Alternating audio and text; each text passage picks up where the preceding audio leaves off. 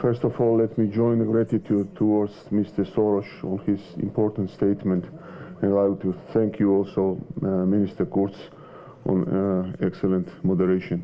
Thank you very much for the question. What is Europe?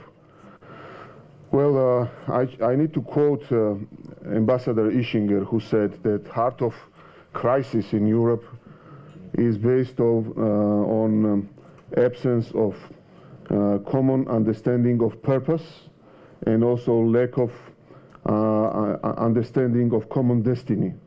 So I think Europe as itself is product of crisis and memories. Look at the structures of European Union. The Council of Europe is based in Strasbourg, which is the capital of Alsace, where we had several wars in Alsace. We have NATO headquarters based in Brussels, and NATO is a product of post-Cold War times. And we have OECD based in Vienna, and Vienna has been a place of consensus after the post-Cold War. And we are now discussing the security issues in Munich. This is the right place because we need to define what is common purpose and what are the common goals and common destiny for Europe. Second argument that I would like to bring is that Georgia. What is Georgia? Georgia is, as President of Macedonia mentioned, Georgia is Europe, part of Europe, and this understanding is based on a common sharing of memories, crises, and common understanding of destiny with Europe. Georgia, as a country in South Caucasus, it has always been a European country with its history, with its culture. Georgia is building its European future. We are very consistent and very ambitious in following association agreement agenda, transforming post-Soviet institutions into the European institutions, advancing Georgia's standards of politics into European standards, having free trade with Europe, not having free travel so far, but hopefully in the nearest future we will have free travel also, because we have already successfully completed visa liberalization action plan, and which is most important, building our future on our memories and on our understanding of common future with Europe. And I think when you look at Georgia, Georgia is very consistent despite all the challenges that we have, losing temporary control of our territories to Russia, having regional security challenges. We also have some influx of refugees, but at the same time, we are very optimistic about our future.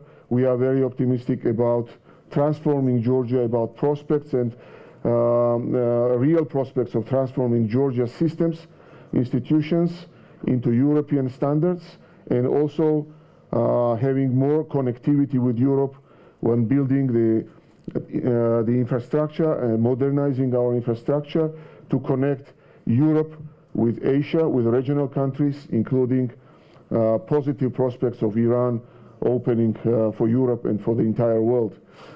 So Georgia deems itself not as a liaison between Europe and Asia, but a European country, partner of Europe, to deal with regional countries and to face the challenges, including the security challenges when we participate in resolute support mission in Afghanistan and some other peacekeeping operations. So if you ask what is the prospect for Europe, I think the prospect for Europe is consolidation over the common purpose and consolidation over the shared destiny. And Georgia is part of its destiny with its, first of all, memories, with culture, but also with its future when we build consistently our future with Europe and with Euro-Atlantic space. Thank you very much. What could we do as politicians, what could you do as presidents to have more political but also public support in the European Union for the necessity of enlargement in the region? We need to be consistent and to be supportive to keep the pace. We do not have any fatigue for this process of European aspirations. We are quite new in this process. We do not have any Thessaloniki type promise from the EU to become EU member. Even without that promise, we stay very consistent. We are able to consolidate Georgian society around the EU goals. But at the same time, we understand the risks of not getting appreciation of at least the current steps that we are making. For example, let's take visa liberalization. We have completed all the technical part of this process, visa liberalization action plan. Important reforms have been taken by Georgian government, sometimes unpopular in a traditional society.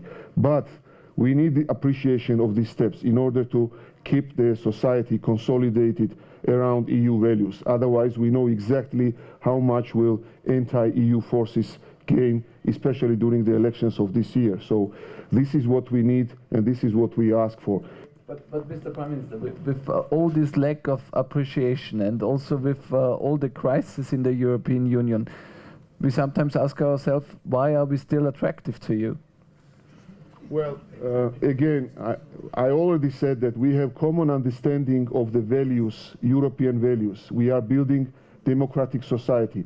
There is no alternative for us. There is no other way for us rather than coming closer to EU and to EU values and to build constitutional democracy in our country.